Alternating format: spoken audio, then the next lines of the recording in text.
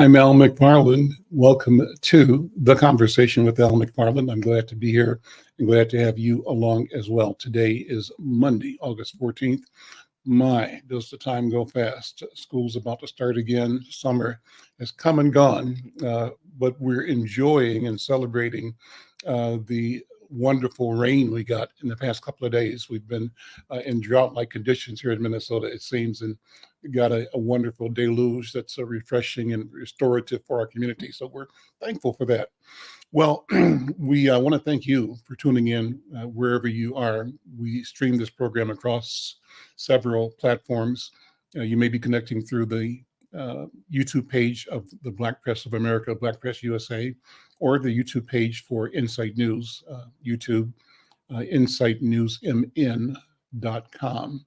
You could be connecting with us from our Facebook channel, Al McFarlane Personal Channel, the Insight News Facebook channel, Black Press USA Facebook channel. We're also streaming on Twitter and on LinkedIn. Wherever you are, we want to connect with you. We're glad that you have found us. We want you to support the growth of this channel and of this program, and we're directing everybody to try to log in, be a member of the Conversation with Al McFarlane by subscribing at the YouTube Inside News MN channel. We've got about 500 subscribers now. It's wonderful. We're grateful. Our goal is 1,000. And when each of you subscribes, it moves us one click closer to our goal of 1,000 subscribers, and we go from there. Well, as always, we want to begin by thanking our partners over at the Minnesota Department of Health. We all want to remind you that, COVID is still around. The pandemic is declared over, but in recent days, we've seen an uptick, not only around the country, but here in Minnesota as well. And so for that reason, we want to keep alerting you to different flu and COVID vaccine clinics, one coming up in a series of them over at CAPI IOC at 5930 Brooklyn Boulevard in Brooklyn Center. And they have flu shot dates coming up on the 24th of August, September 14th, 27th, and October 12th. Anyone 6 months and older can get a flu shot. You can get a COVID-19 vaccination there as well. So check them out. Let's make sure that we keep encouraging ourselves and everyone to get vaccinated and to practice the protocols that will keep us safe. Well, with that, let me move on to the program for today. And I'm pleased to bring in a friend and a person that I look up to because he's so full of information, knowledge, so connected to everybody and everything. And I got a note about an event that he's connected to and passionate about, and that is the 26th Street Art Project. And Sean Lewis is here. Sean, brother, how you doing, man? Hi, Al. How are you? I'm well. Good to see you as always. And I always appreciate so much the work you do, keeping all of us connected and both in tuned and attuned. And I want to bring on your colleague and worker, Tom Evers, who's executive director of the Minneapolis Parks Foundation, where you serve as project coordinator. And Tom, how you doing, man? Good to see you. Thank you for having me. Good to see you. Thank you both for being here. I got some time just to learn about all things parks, but I want to talk particularly, use the entryway of the 26th Street project. It's a big deal. And you've got a big announcements and completions of parts of the project. Sean, tell us what's going on. Yeah, there was a little bit of delay, but hopefully this week, either late this afternoon or tomorrow this afternoon, there is a mural that is going to be near one of the areas that we have been focused on. It's called the 26th Avenue North Overlook. And so 26th Avenue North runs east-west, and the overlook is on the east side of the Mississippi River. And the trail or the corridor, 26th Avenue corridor, you can drive, you can walk, you can bike, you can skate, you can jog. It travels westward all the way over to Theodore Wirth Park. And basically, the 26th Street Overlook was created because North Minneapolis has been disconnected from the Mississippi River. And this is an an effort in which the Parks Foundation has been working very hard along the Mississippi River to connect people to it. And there's been discussions about the North Minneapolis community not being able to access the river, not be able to enjoy the river.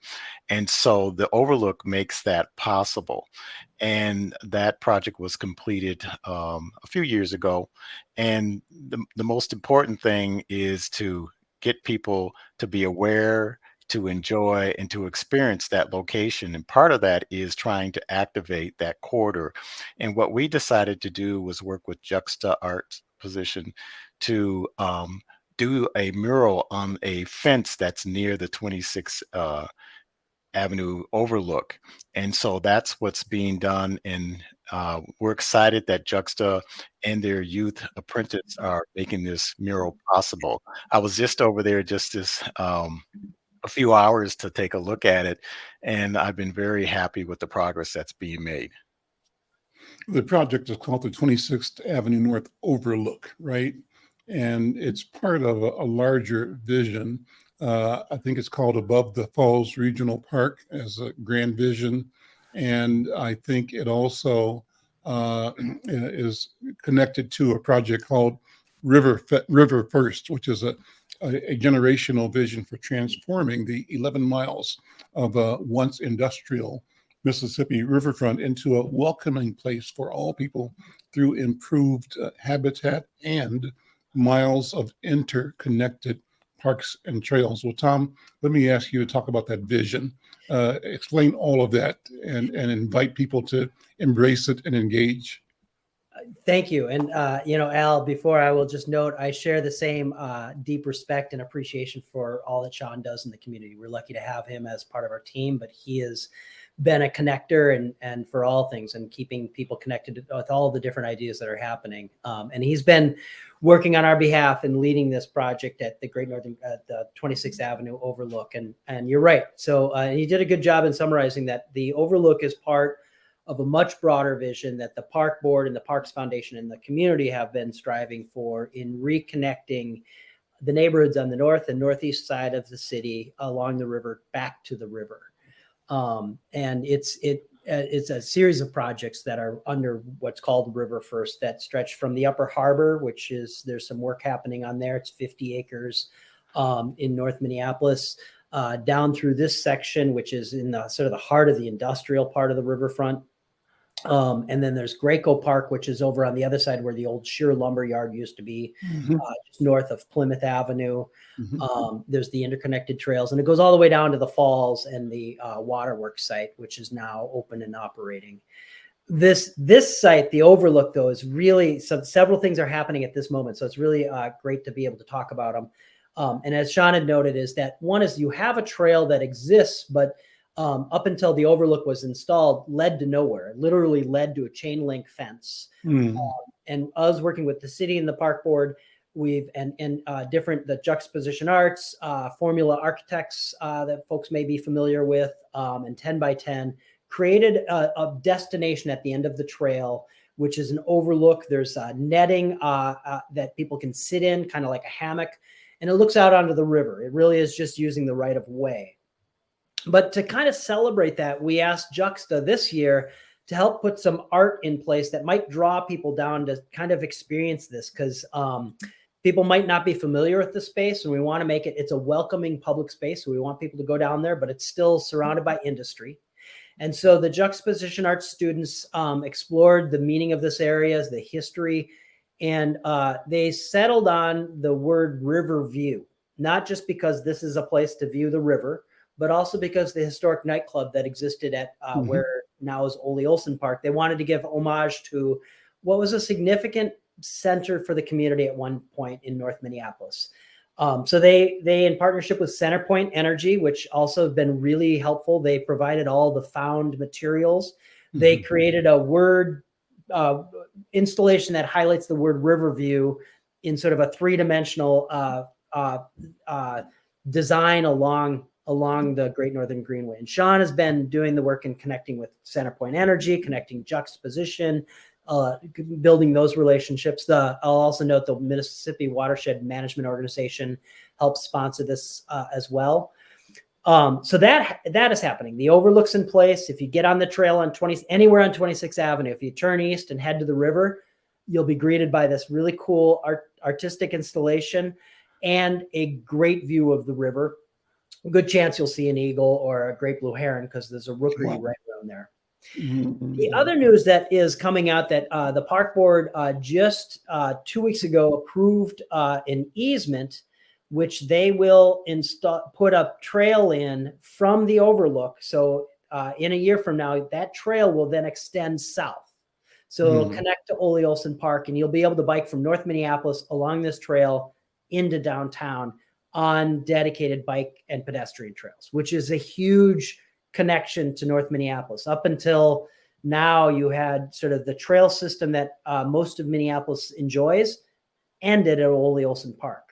Roughly at Broadway, or roughly just north of Broadway, right? Yes, exactly. Thank you for putting context. Just north of Broadway, it sort of ends in a cul-de-sac. And they just have got a donation from one of the concrete companies to allow them to build a permanent trail with that easement connecting Ole Olson, so Broadway to 26th Avenue North. That's wonderful.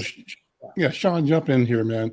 You know, how important is it and how wonderful is it that we begin to reorient our own neighborhoods, our community, our people, to understand that we are equity players, that we are owners of the beauty of our community, and that we should expect of ourselves and of our neighborhood that we create and maintain and utilize spaces and processes that provide recreation, relaxation, healing, and a vision of what kind of community and people we want to be. What do you think, Sean? Well, Al, you're right on point, and I would add something that I think people may sometimes don't think about. I was listening to a democracy that called After Sherman, and it was going along the Mississippi River, and it was talking about the Gullah people. And the most interesting things about this film is that water has meaning to people of African descent. When you think of water, there's several key things that can come to mind: the Middle Passage, slavery, Emancipation Proclamation, the Civil Rights Movement. The water still runs deep like your family tree, and we are water people. So connecting us to the largest river in the United States, the Mississippi River, is critical. And Northside Minneapolis, it's a very diverse community and heavy concentration of Black people, has been overlooked. So we're making an attempt to reconnect to our past, reconnect to our roots, just like I mentioned about the tree. And being outdoors is so important to your physical health, to your mental health, and enjoying nature either by yourself, with your family, with friends, coworkers. And so this is an opportunity for individuals that work in North Minneapolis, live in North Minneapolis, visit North Minneapolis, to have a different experience, or I would say actually a more enhanced experience by going along that trail that connects Theodore Wirth Park and the Mississippi River, experiencing the overlook, and then definitely artwork that's along the 26th Avenue that Juxta has been involved is important. So you've got the river view, the 3D wording of that, and thinking about the view and thinking about the river view. And I know, Al, I'm sure you're part of the group that I'm part. We visited the river view. We that watched was our place, man. yeah, it was our place. It was us. It was our spot. And this is a way of reminding people and connecting people to that place that was central to our community and our development. And I know people did networking there, dancing, party, birthdays, you name it, it was happening there. And I shared this with some of the family members of one is the executive director of the Phyllis Wheatley, and she was just thrilled to know that we were doing some work like this. Well, and it's her father and grandfather that built the Riverview. You're talking about Suzanne, right? Yes, I am. Yeah, and she's a powerful light in our community as well. I tell you that mention, family. You're so right, Sean. My family put a surprise 50th birthday party for me Okay. at the Riverview. So Okay. it's personal for me. That space is personal, and I love what Tim uh, Baylor had done in creating the housing units there, and love what he's doing now on my block on 18th and Broadway, or on Bryant, between 18th and Broadway. So a lot of good stuff is happening. But with the parks, you mentioned water. I'm reading, Sean, a book by someone that you might know, Brother Seba Ahmed Zahir. You know who he is? I Doesn't know ring a you know bell. Atum. You know Atum, I do. I Brother do it Atum, too. Yeah. her husband, Okay. and her teacher. But the book is called the 3 books of African knowledge, or 3 books of Akefren. And it goes back to the history and to cosmology, to creation theories. And I bring this up because you identified what the water means to us. And that book really goes where you went at a multiple of 15 or 20 or 1,000, and talks about in the African view of the world, the origin of the world is called Num, N-U-M, which is water, the great water that's undifferentiated, that all comes from, and which is the basis. So your comment there just reminded me of what I'm reading now from Brother Seba Azahir, and talking about our relationship with the water. And our relationship with the water is a relationship with the Creator, with the forces that created the Creator.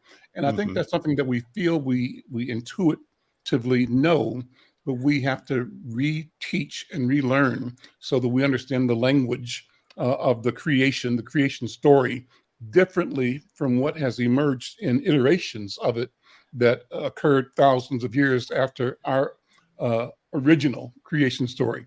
Anyway, that's an aside. I can go for days in that. Tom Evers, talk about, if you would, the difference of and the relationship between the Park Board and the Parks Foundation. How do you all support each other? Yeah, it's a good question. I think a lot of folks don't, first off, know that the Parks Foundation exists. We're relatively new in terms of city structures. We're only about 20 years old. We're an independent nonprofit, so we have a board that's separate than the Park Board, but we partner with them, and we're their enduring partner, philanthropic partner, to help raise additional funds to do big things, to help them and help the community accomplish big things in the park system. We work with donors who want to be generous. We work with community. Our mission is to transform lives through parks and public space by aligning community vision and philanthropic investment. And you really need both to be successful. So it's not just coming up with money to do things that people with money want to do.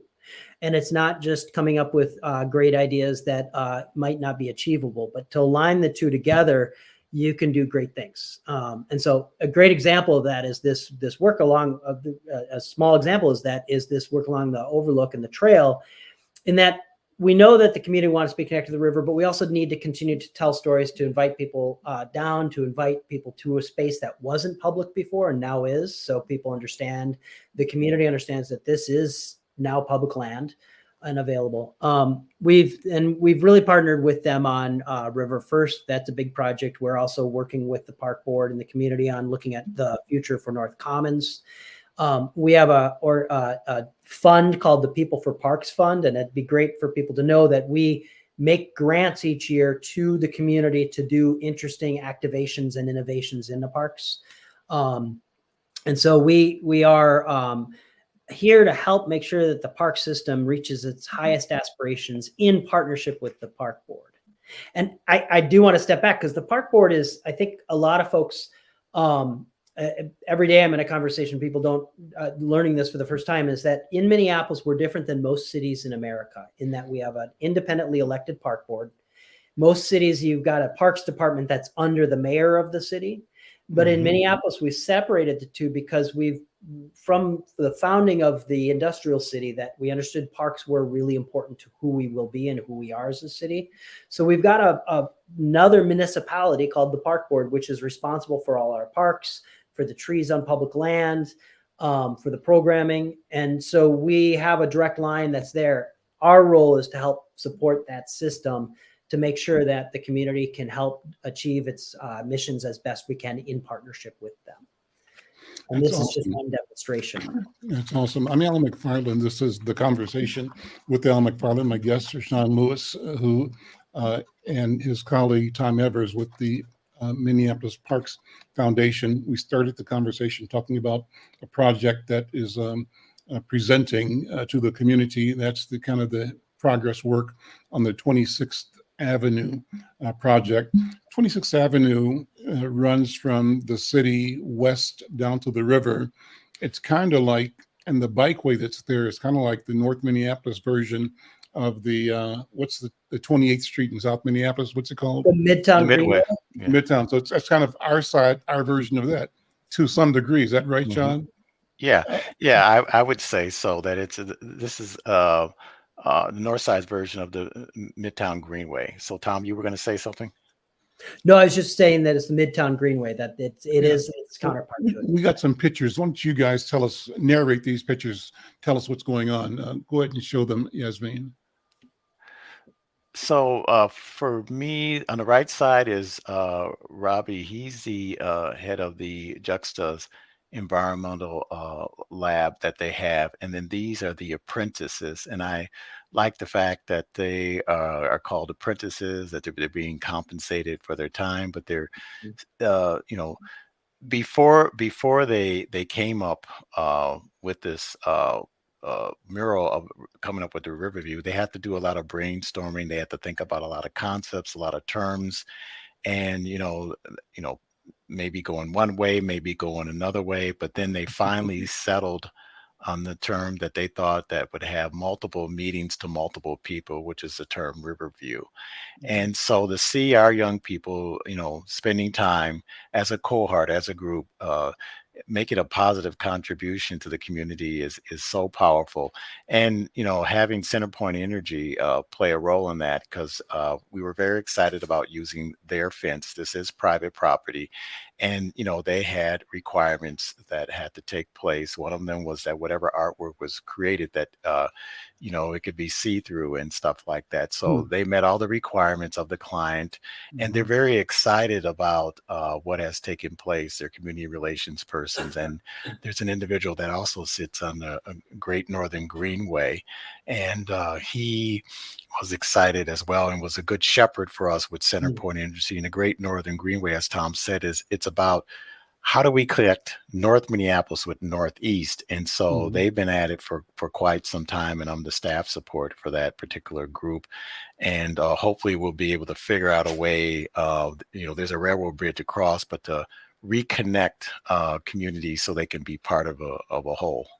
Right now, the connection is the Lowry Bridge, the 42nd Street Bridge, and then also, obviously, the Plymouth Avenue and downtown bridges, correct? Yeah, and there is informally, there's a Burlington Northern has a rail bridge, which I know it's not it's public, it's private land, but you will see people using it. We can't condone that, but I know that it is an informal route. And there is in the big vision down the road is Al, I appreciate that you're bringing up the Midtown Greenway, because I think that gets a lot of attention and it's a great asset in the city. It's a wonderful thing. Yeah. On the north side, there should be a similar one, and getting across the river will be an important aspect. And there's the park board has even begun looking at doing some early design analysis to see if you can add a bridge that's pedestrian oriented across the river, because connecting Northeast to North Minneapolis through bikes and pedestrians could be powerful for our city. It'd be amazing. Yeah. Listen, any other projects you want to call attention to right now? What else? You mentioned North Commons. What's going on with North Commons? Yeah, I'll just add a little bit, and Sean, please add in too. But we know that there's a big vision for the park board, and the communities come together for a big vision for North Commons Park. Right now, it currently has one gym. There's a desire to increase the amount of gym space. The water park needs an update, and the park board has been working on building a big plan for that. I believe that they will be bringing this fall forward 1 or 2 plans for the commissioners to approve and move forward. There's a funding gap, as is many infrastructure projects. This has already gotten more public investment than any other neighborhood park already, but we're going to be advocating for more. When completed, I think the big vision that's laid out in the plan and that they're hoping to bring forward is an updated recreation center, community center with multiple gyms, possibly 3 or 4 gyms that can be used for tournaments, especially when you combine them with the other gyms that are being added to the community. An updated water park, and really make it the community hub that North Commons, I mean, it has been since 1907 center in North Minneapolis. It's been a park since 1907. And so we're partnering with the community and the park board. And Sean's been doing a lot of work just talking to the different entities, agencies, people who use and operate around the park. Because if we think about not just the park space, but it as a campus of different assets that are focused on the community, particularly the kids in the community, we think there's a lot of potential there and we're sort of waiting for the park board to bring forward the idea. And then we want to lean in with the community to make sure that the investment's there to make it happen. But Sean, do you want to add? You've been working alongside. Yeah, I think one of the things that to keep in mind, it was the community. It was people who work in the entities of the Y, which is right across the street from North Commons Park, and the North Community High School, which is right across the street on the southern end of the park. They saw themselves as a entity that should be looking at working together, and there are some things that they have done to mutually support each other. And as of now, and the term may change later, we've come up with a term, campus committee, in which we're trying to say North Commons is a centerpiece, but it has these powerful assets, north of it and south of it, and how they can work together in a collaborative manner. How they can each bring their individual strengths, in which collectively they can have a powerful impact on people who use those facilities, whether indoor, outdoor, or nearby. So we've had 2 meetings with the campus committee to begin to explore the possibilities and the opportunities of working together collectively. And I think that's a very powerful concept, that if they can mutually reinforce each other, if they can share resources together to make the area viable, to make the area safer than it already is, and to make it where we want to connect with not only the opportunities today and tomorrow, but also a little with the past. And so, Al, if you know of anyone who really have fond memories of being involved in North Commons Park, I definitely would like to meet and chat with them and learn more about them, because I know there's hidden stories. Mm-hmm. I know there's powerful connections that people have with that park. One of the reporters from one of the local stations that was covering the release of the concept plans on January 10th. And he says, hey, I went to this park. That's where I learned how to swim. And so we need to get those stories, and we need to bring them into the work that we do, and more of resurfacing, reminding, reconnecting, and making it possible for people to feel comfortable with what's taking place. That's interesting, Sean. I remember taking my kids to swim at North Commons, and that was a few years ago. And I remember hanging out with Van White, city council member, up at North Commons at the pool there. So you are absolutely correct. Lots of stories, lots of memories, and I think that if we figure out ways to elevate those, we'll be inspired to dream about just more magnificent futures that really celebrate us as a community, as people. I say this all the time, Sean. I call North Minneapolis a Black community, but my concept of us being a Black community is sort of a genuine and authentic concept, because from my point of view, that means our community is one that embraces and encompasses everybody, and that the people that I have as neighbors and friends and even family members who are not Black see themselves as members of the Black community. It's not a negative, it's a positive. And I think that's Mhm. what we are doing and have to do, is continue to say we value the brilliance and the resilience and the beauty of the culture. And this culture really is making a statement, not only in our lives, but globally, in terms of music, art, creativity, and we don't know it, but in terms of science and education and philosophy.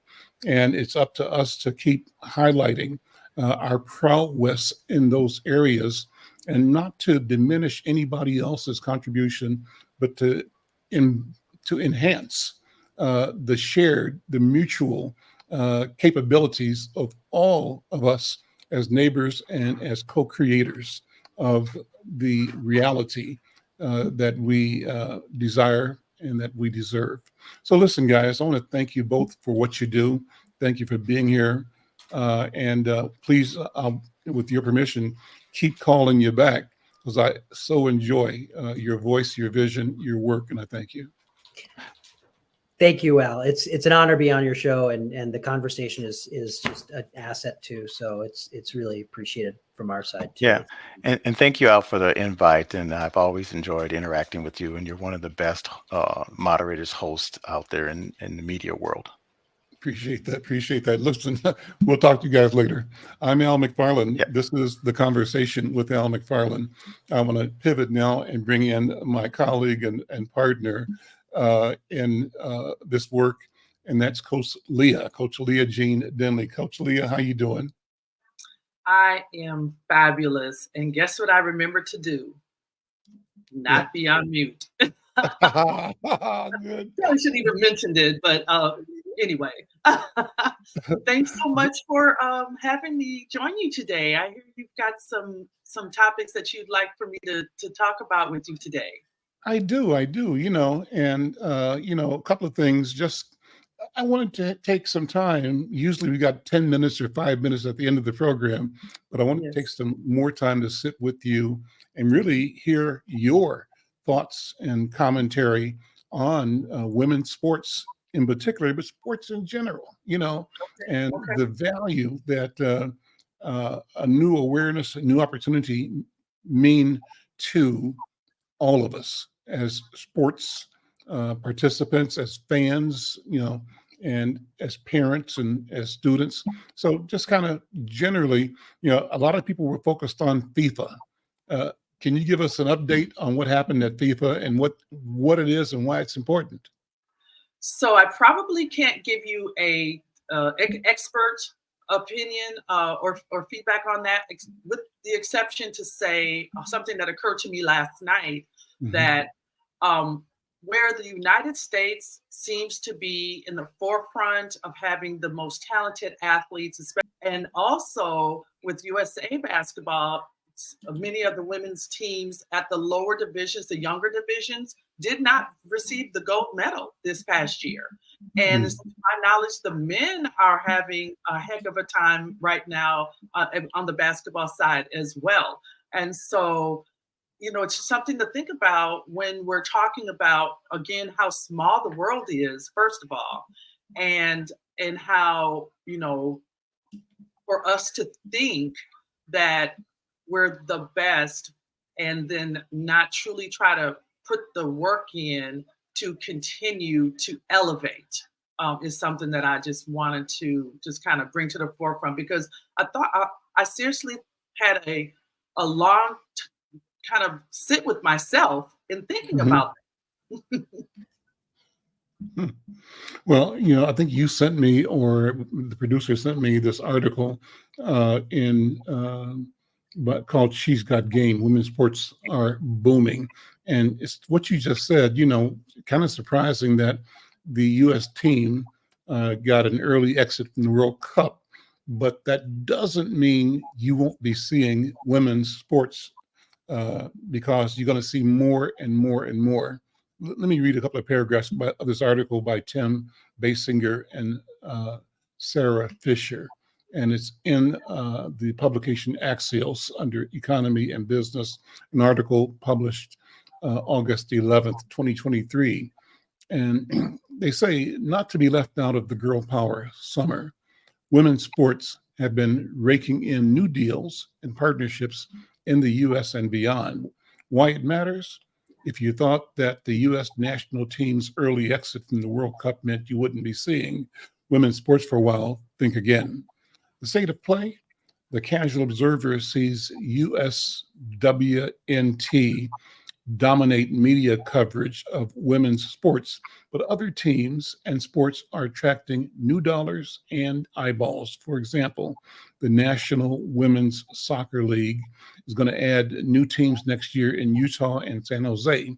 Former Meta executive Sheryl Sandberg was part of the group that invested, get this, $125 million in the San Jose-based Bay Football Club, Bay FC. And then she said, or the commissioner of Axel said, we believe we're at the beginning of the hockey stick effect in the growth of National Women's Soccer League, NWSL. This is what the commissioner told Axios during a game in Cairns, I think. For the second year in a row, the league's champion match will air in prime time on CBS in December. Same thing in basketball, it goes on to say, and things like selling TV rights for NCAA basketball tournament separately from the rest of the championships. And what else? Well, let me turn it over to you, Coach Leah. I mean, the money is showing up in a way that means everybody got to pay more attention to the power of women's athletics. So explain that. What was the background and where does this change emerge from? So, I give a lot of credit to the owners of the Minnesota Timberwolves and Minnesota Lynx in saying that, early on when the Carlsons brought on the Lynx as far as part of their package, many of these owners didn't realize that, they did realize it, but they didn't understand the power of still having the parity with the men and the women, but realized that the women's would probably be in the red. You know what I'm saying? They would probably be in the red as far as bringing in the revenue that was going to, keep them in the black for that particular line item per se, right? And so, but they believed in that product, and look what that belief yielded them for championships. You see what I'm saying? And so it's very important for when people are thinking about investing in women's sports, that it's a different product, but it's a very lucrative product, and it's a very smart product. You know what I'm saying? And so, but now a lot of people are realizing that in across the sports spectrum. I believe that I was just told by my business partner and dear friend Sylvia Crawley that the Dallas Wings now have a major player in the gyms, which is and the gyms are actually on their uniform, and you have to be a very significant sponsor to be able to have your name and likeness on the jersey of especially that prominently of a team. You know what I'm saying? So that's a commitment that they're showing. They're saying, hey, we've committed. We need you guys to commit too. I credit Mark Cuban as well, because the Dallas Wings are very much a part of the Dallas Mavericks. And so, it's one of those things where as people continue to realize how, I want to say the word smart, how smart the women's product is, I believe that's where we will continue to see a lot more of major players sponsoring and promoting women's sports. Take a minute to talk about the Naismith Basketball Hall of Fame and the tributes they're doing for the 2023 Hall of Fame class. So what about that? Yes, I was so delighted to see the 1976 women's Olympic basketball team, which was the first. They won a silver that year, and they were enshrined in this year's 2023 Naismith Basketball Hall of Fame. And so that was in itself wonderful, right? But then I saw countless of the men who were standing up, giving their speeches, their acceptance speeches, honoring that same team and honoring the legacy of those women and how important they are, not just to women's sports, but to the sports landscape as a whole. So that was really, really nice. From Dwayne Wade to Paul Gasol to, just so many of them were giving tributes to that team. And so that was really nice to see.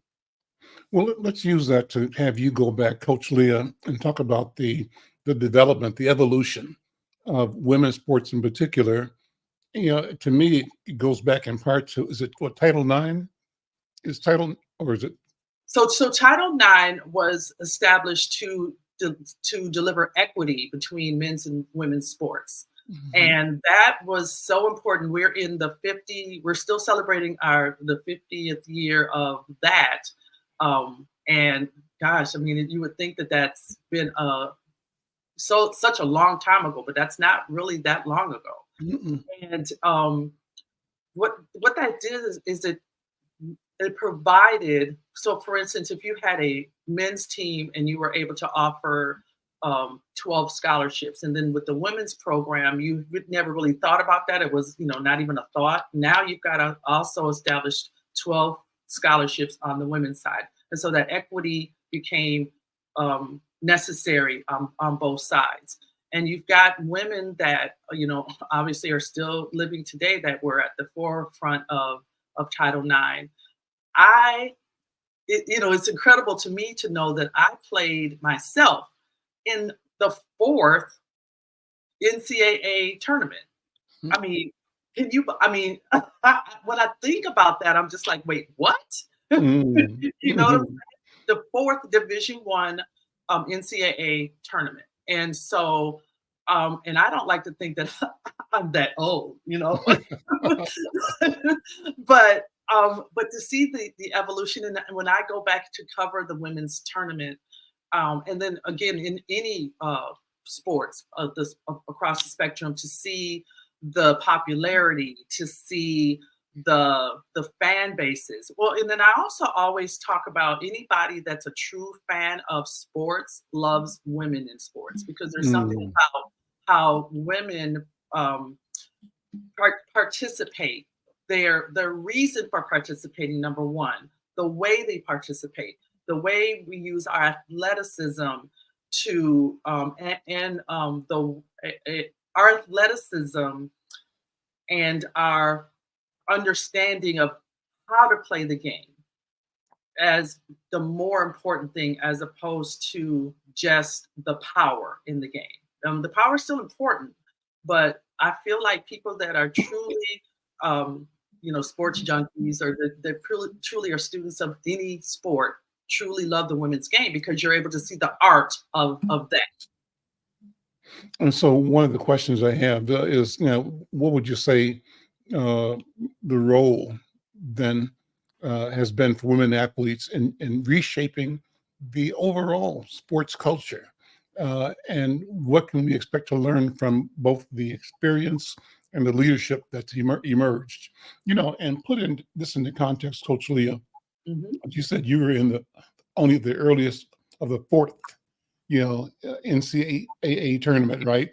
You're in the 4th one. But what happened a generation before that? What was our country's mindset? Maybe what was the world's mindset about whether, women should be in sports or whether they belong, in competition? I was listening to a show on public radio this week, and it was of, I think, a young, I can't even remember. I think it was young, maybe a young woman athlete who was playing hockey, but she talked about how when she was a kid, the boys said, you can't play, girls can't play, and just the thought of her being a hockey player was poo-pooed, didn't make sense. So I think it's amazing and powerful and wonderful that, the country is awakening from the stupidity, of dismissing all of the talent and genius that they've just written off for no good reason outside of a selfish, ego trip. What do you think? Ooh, okay, so that's a lot to unpack. Mhm. As you were saying that, so many things came to mind. I want to pivot slightly to talk about I want to go back to the Naismith, and Becky Hammond was honored, and she is the head coach currently of the Aces, the Las Vegas Aces, world champion Las Vegas Aces, and she's a former assistant coach of the NBA San Antonio Spurs.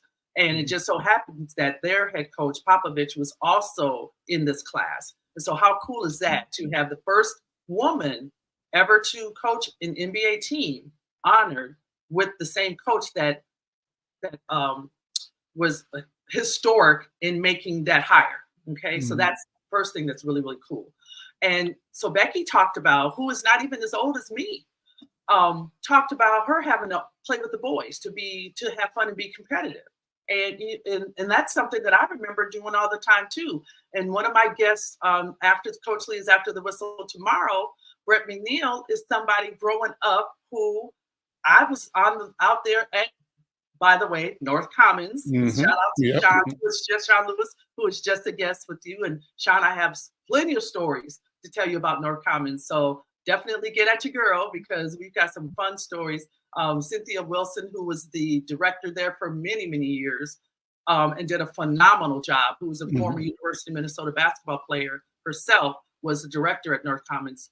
But pivoting back, when we think about how we've had to, because we had such a love of sports, and early on seeing so many men who were our idols for this generation, and mine was Dr. J. I had a picture of Dr. J that I took with me everywhere, all of my camps. It was on my wall, my bedroom. I mean, that's who I tried to emulate my game after. Okay. All right. But that's But now to see our young girls to now be able to have females that are visible, and again, a lot of it, of course, would have to do with the technology.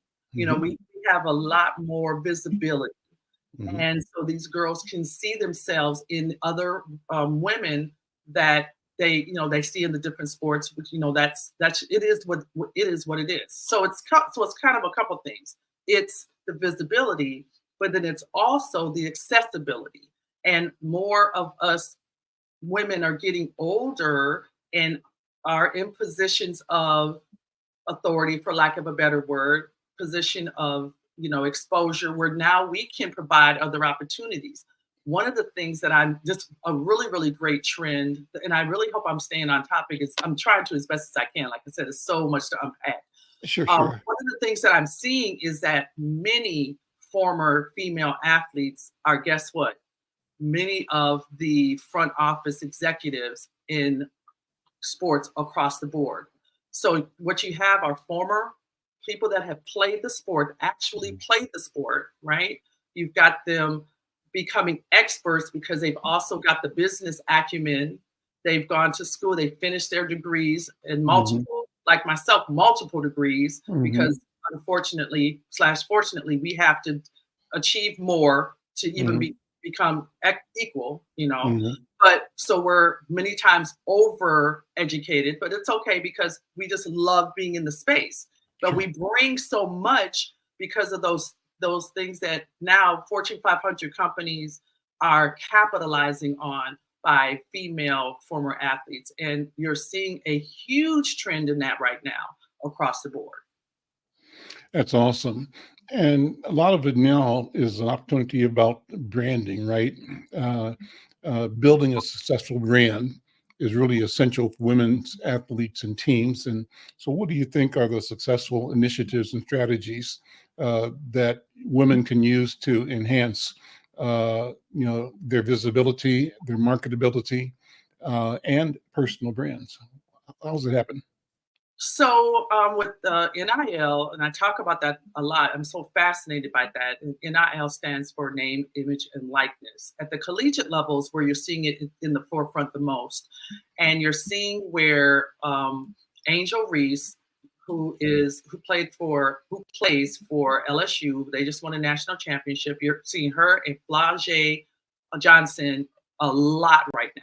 Well, they're using their name, image, and likeness in brands, corporations, companies, retailers. Everybody are jumping on the bandwagon with them because they're very popular right now. So it's really, so they're leveraging that to elevate their personal brand, but their personal brand is obviously elevating the brands of whatever product, service, that they're connecting with. Correct. Okay.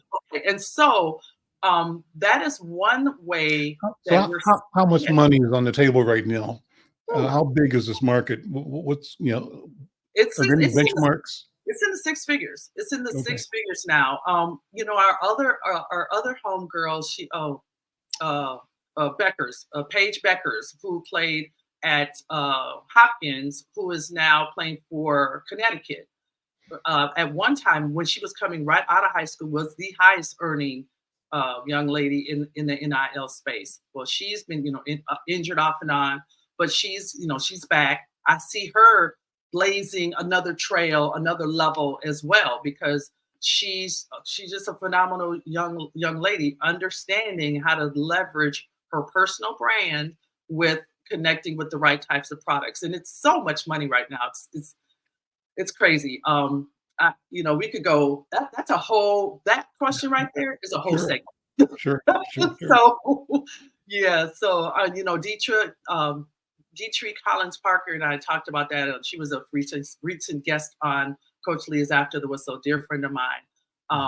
We talked about that a little bit. And if you guys want to go back and learn more about our conversation about NIL and how that's changed the landscape and the ability for marketing, especially on the women's side, be sure to check that episode out. But I'd love to pivot, speaking of her, if I could, to make mention of the Hawaii wildfires. Yeah. So Dietrich Collins played for the University of Hawaii and has tons of connections with, friends and her former college roommate was affected by the most recent wildfire. And so our hearts and thoughts go out to everybody who is reeling from that and has been affected by that. And then I also wanted to, but her roommate is safe. She did have to evacuate, but she is now living with family, and she's okay. So we're really happy to hear about that. Great. But I recently received an email from one of my emergency and disaster response partners at Operation Blessing this morning, and they're wanting everybody to really be thoughtful about visiting Hawaii right now and allowing for the resources, the hotels, the rental cars, any resources that are already already in the Hawaii area, which are sparse, to go to the people who are trying to recover, as opposed to people trying to come in and help. It's not time for us to go in and help. There are other ways for us to go in and help. And so if you're able to go to Operation Blessing, and you'll be able to read and see about ways that you can help, and not necessarily be on the spot or in Hawaii at this time. But so you can help from wherever you are, you can help. And this is how you do it. What's coming up again tomorrow in your show? So I've got three dear friends. I just love my 1 degree of separation from all these folks, but I've got the Reverend Chris Moore. I've got Mitchell Brock and then Brett McNeil. They were going to appear on the show in the opposite order of how long I've known them. So Brett is a collegiate former Hall of Famer from our hometown of Minneapolis, Minnesota. He was hasn't been inducted to the Collegiate Hall of Fame, and he is now the Associate Athletic Director for the Minneapolis Public Schools. So proud of him. And then I've got Mitchell Brock, former friend of mine, former colleague. We co-hosted a show where I was a guest host, I should say, for Bring the Pain Sports. And he's a former minor league professional football player, and he's now a nutritional coach. And I'm so proud of him, known him since the time I've moved here to the area of Houston, Texas. And then I've got the Reverend Chris Moore, who is an educator and high school basketball coach. He's a former player from Texas Southern University, and just has a great story and loves to talk about sports. I mean, we both attend Wheeler Avenue Baptist Church and can spend hours talking about sports and anything LeBron James, because we both love LeBron James. So that's going to be a great show tomorrow.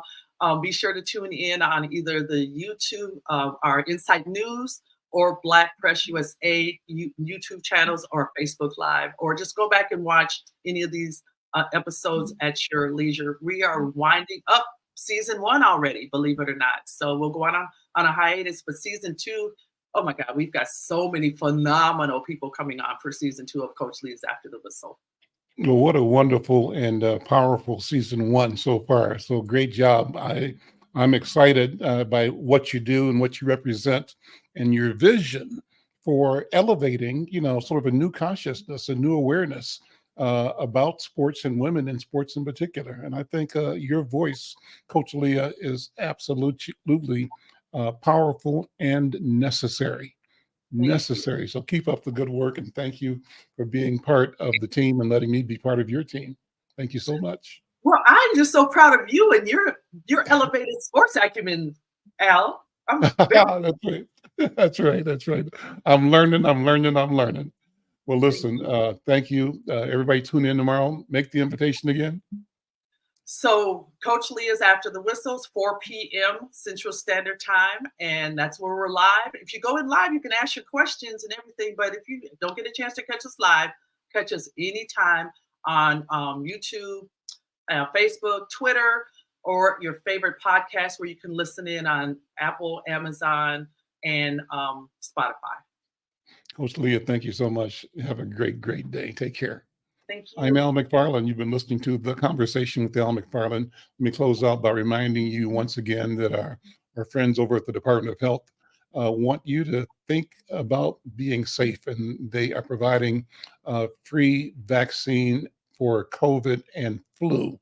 A clinic at CAPI OIC at 5930 Brooklyn Boulevard, Brooklyn Center. The flu shot dates are August 24th, September 14th, and September 27th and October 12th. Anyone that's 6 months old and older can get a flu shot. They're providing COVID vaccines as well. We'll see you tomorrow. Have a great day. Take care.